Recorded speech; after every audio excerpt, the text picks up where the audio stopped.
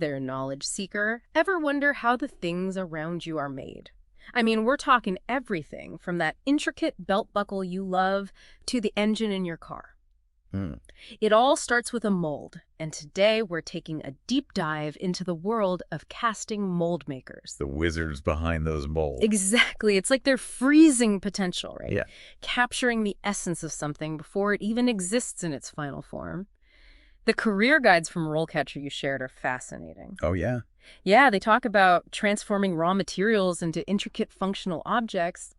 But honestly, that feels like a huge understatement when you think about it. Right. It's not just pouring molten metal into a container and hoping for the best. Yeah. It takes a deep understanding of how different materials behave. Mm-hmm. Do you know there's a whole science behind calculating shrinkage allowances? Shrinkage allowances. Okay, you're going to have to break that down for me. Yeah. Is that why my cookies always end up flatter than I want them to be? Oh, maybe. But think of it like this. Imagine you're designing a mold for a phone case. The molten material is poured in, it takes the shape, but then as it cools, it shrinks. If the casting mold maker hasn't accounted for that shrinkage, you'd end up with a case that's too small for your phone. Wow, I never thought about it like that. So basically, these folks are like material whisperers. They know how each element will behave right down to the tiniest fraction of an inch. Precisely. They're factoring in material properties, temperatures, even the cooling process itself. It's where the math meets the magic for sure. And speaking of magic, I was blown away by the tech involved. It's not just old school blacksmithing anymore, is it? This RoleCatcher guide mentions using CAD software that's computer-aided design, right? What kind of programs are we talking about? Oh, absolutely. It's a high-tech world now. You've got programs like SolidWorks and Autodesk being used every day to design these incredibly intricate molds. Imagine being able to visualize your design in 3D, rotate it, zoom in on every minute detail. That's the level of precision we're talking about here. Wow, that's a far cry from hammering away at a lump of metal. So we've got artistry, science, and now cutting-edge tech. It's like the perfect blend of left brain and right brain thinking. So if you're listening to this and your interest is piqued, what does a career path in mold making even look like? It does sound like a career path with some serious levels to it. Where does someone even start? Are we talking apprenticeships in dusty old workshops or? Well, there's definitely still a place for those hands-on apprenticeships, especially in smaller foundries or specialized workshops. Right. But you're right, the field is evolving. RoleCatcher mentions technical schools and community colleges offering programs specifically geared towards mold making. So you could literally get a degree in making molds. That's pretty cool. I bet those programs don't just cover the technical stuff, right? You're spot on. They often incorporate design principles, material science, even computer-aided design. It's about giving aspiring casting mold makers a well-rounded skill set that can adapt to the industry's demands. Makes sense. You've got to have the creativity and the technical chops to really excel in this field.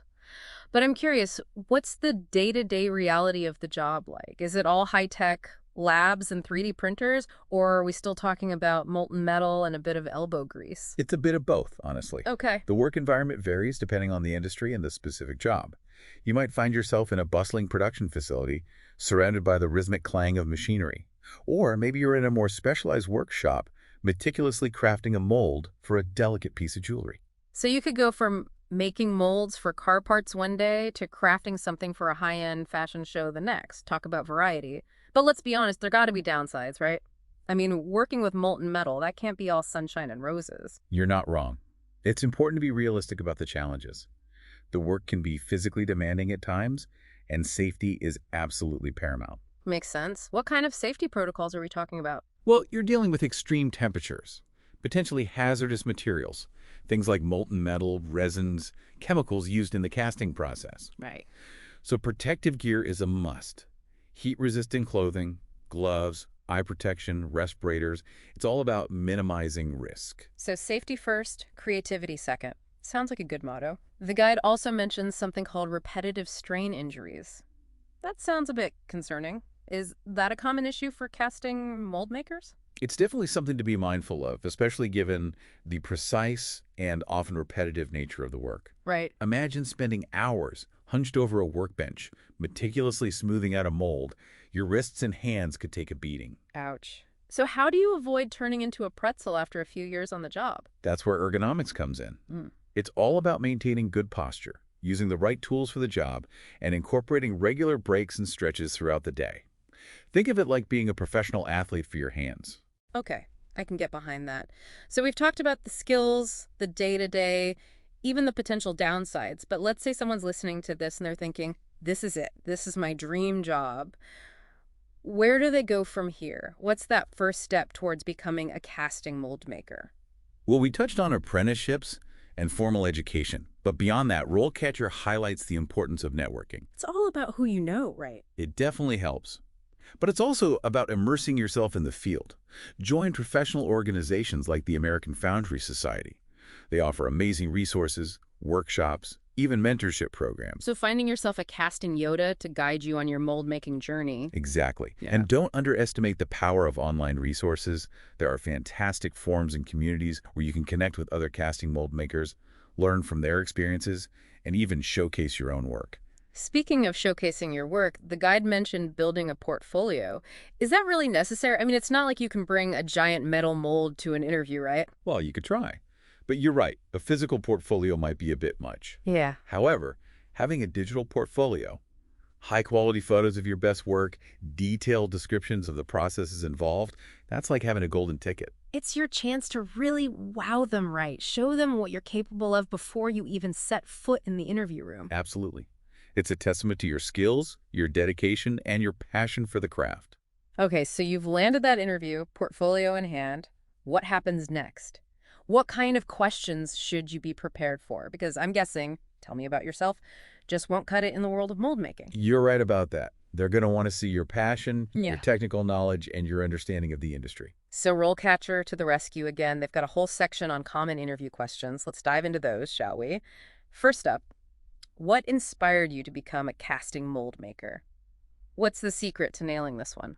This is your chance to go beyond the generic and show them what sets you apart.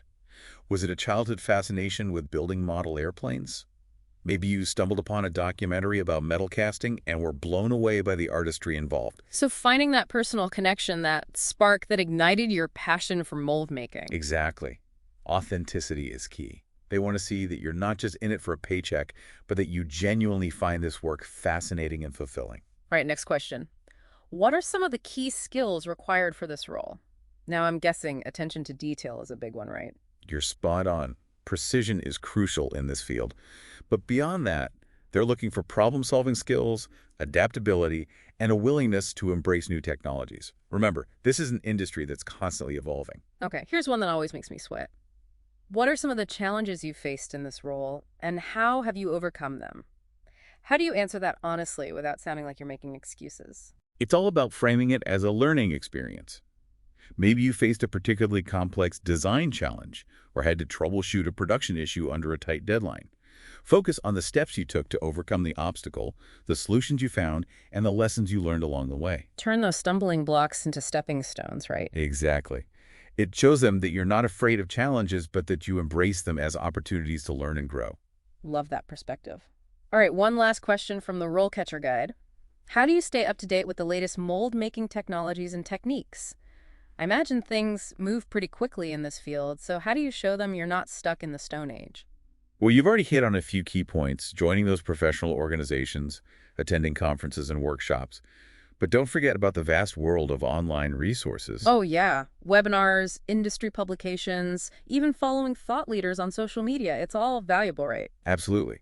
Employers want to see that you're proactive, curious, and always seeking to expand your knowledge base. So a love of learning is just as important as a steady hand in this field. You nailed it. It's that combination of passion, dedication, and a thirst for knowledge that will truly set you apart in the world of casting mold makers. Yeah. And who knows, maybe one day you'll be the one inspiring the next generation of mold-making masters. It's wild, right? I mean, who would have thought there's so much to making molds? It's way more than meets the eye. Right. It really makes you appreciate the things around us, like all those everyday objects we take for granted. They all start with a mold. Totally. And think about the future, all those innovations in like aerospace technology and stuff.